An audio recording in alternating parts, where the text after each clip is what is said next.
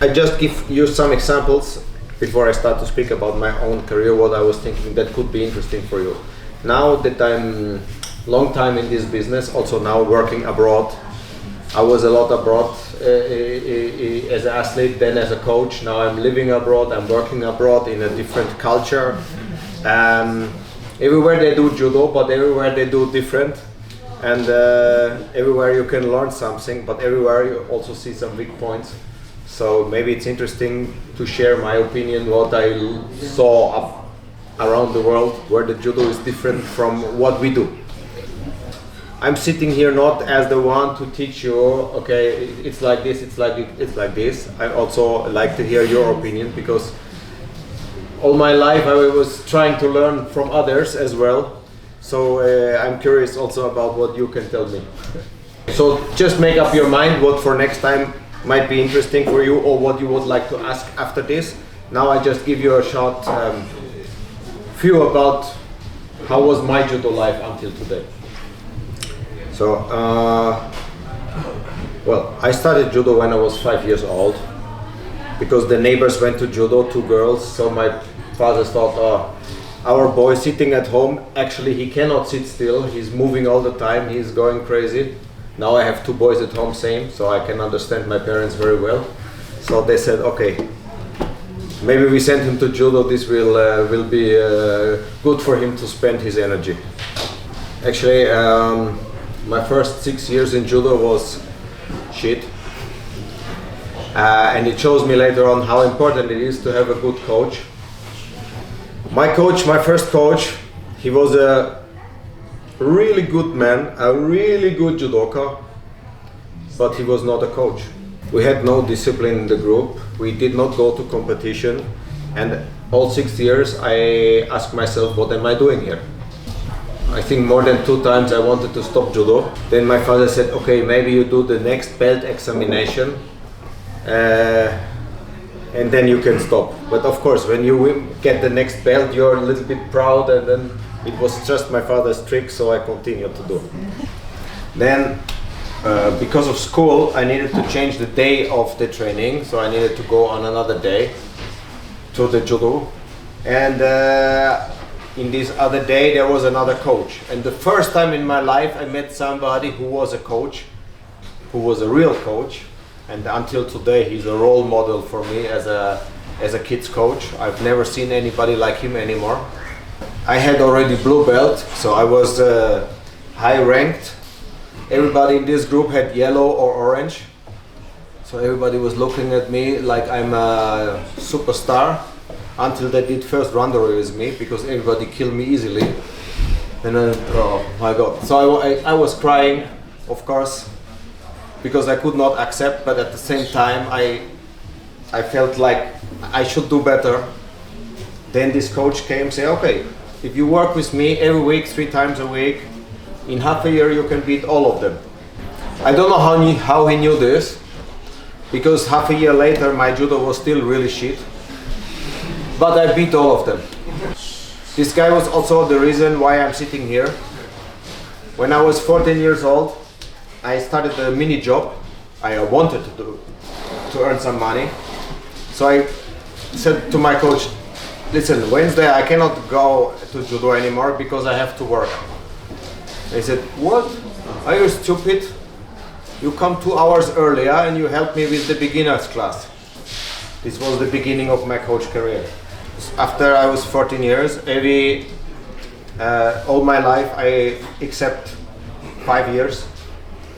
Yes, the 5 years when I was preparing my peak of my career, I did not work as a coach, but before and after all the time I was working as a coach. It was maybe not the best idea for my marks in school, because judo was more important, and I was a coach, a responsible coach. So school, what's school? I just did as much to survive. So my mom wasn't all the time happy, but my children was winning.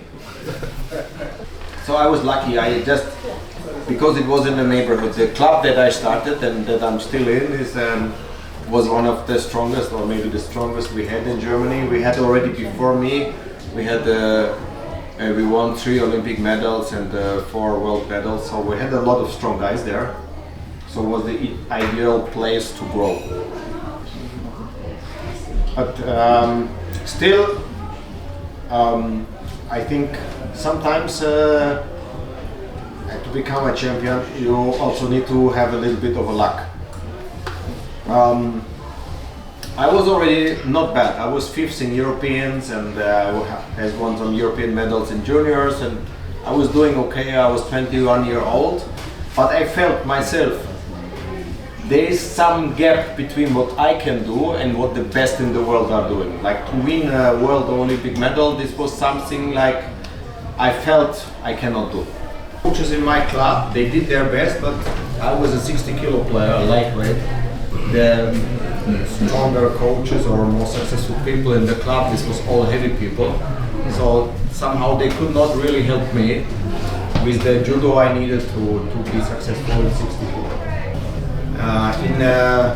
In Nevaza already there, it was no problem for me.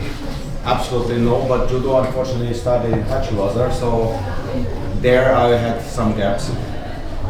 And then I was again lucky, I think. This was the time of the breakdown of Soviet Union, 1991. The door opened in our dojo and some small men came in, black hair, not looking very European, with a blonde lady. And the lady started to speak with us in German. There is a judoka from Russia, and he's on holiday in Germany, and he wanted to see a strong German club. How's the judo there?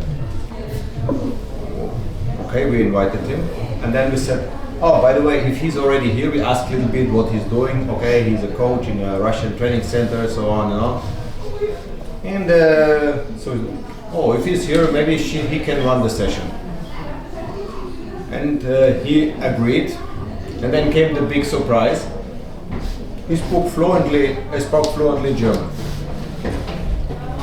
Nobody expected this from some Kafkas guy who was obviously looking like a Georgian or Armenian or something like this, but his German was really good. It sounds a little bit funny because it was like you read from a book, you know, everything was correct, so nobody speaks like this, but he was very good.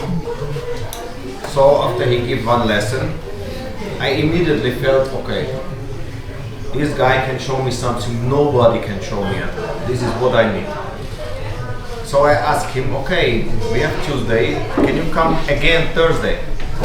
He said, it will be my pleasure, but I have no right. This is 150 kilometers from where I spend my holiday, and I cannot ask the owner of the hotel where I'm staying always to be my chauffeur. I said, no problem, I will pick you up and I'll bring you back home. No problem. Okay, so he came. I pick him, we go to the club, we do the training, I drove him back home. He asked me to stay to eat together. Then I said, okay, how long is your holiday? Because he was in countryside. And we started to speak, and said, I'm staying another 6 weeks. I said, come on, here countryside, it's really boring. Come with me to Munich. We train every day, morning, lunchtime, evening. We pay you something for this period, and I'll show you Munich. But we do judo every day. He looked at me and said, okay. And so he stayed with us. Actually, he did not stay for 1 year, he stayed for 5 years then. But we wanted this. After 5 years, we wanted him to stay forever, but he said, no, I'm homesick, I need to see my friends, my people, so I will go back home. But he changed the whole idea of judo in our club.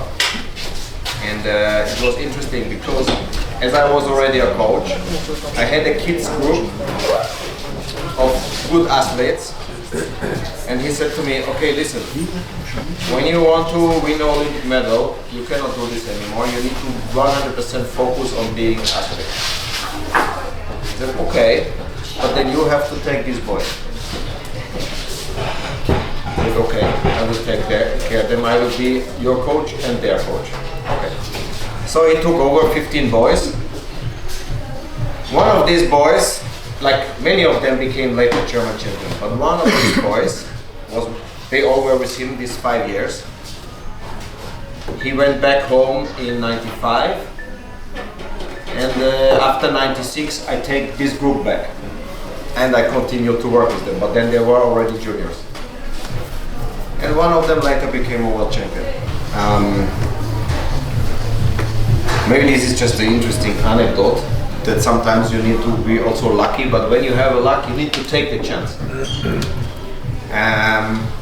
But when of course, this guy gave me new idea about judo, about how to learn judo, how to teach judo, and I had to learn a lot because, as I already said, I was able to win a lot of matches, but my judo skills, until I started to work with him, was, in my opinion, a little poor.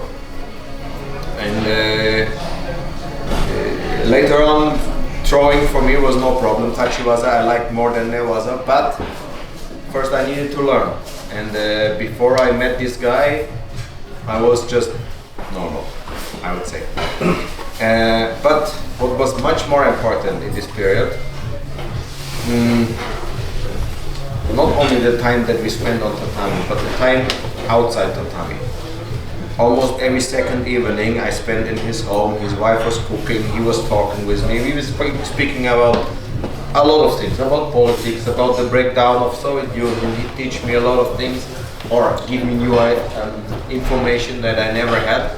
But at the same time, of course, we speak a lot about judo. What was the result of this? When we came closer to Barcelona Olympic Games, I lost this feeling that I cannot touch the strong people. I knew I am ready to win a medal. And I think this is the most important part of it. You need to believe yourself, you can do this. If you think you cannot do this, you cannot do this. But the moment you think, yes, I'm ready, I can beat all of them. And actually I was really even unlucky in Barcelona. I should have gone to the final. But when you believe you can do, you really can do. And this was, he gave me much more by making me believe this than just by teaching me judo.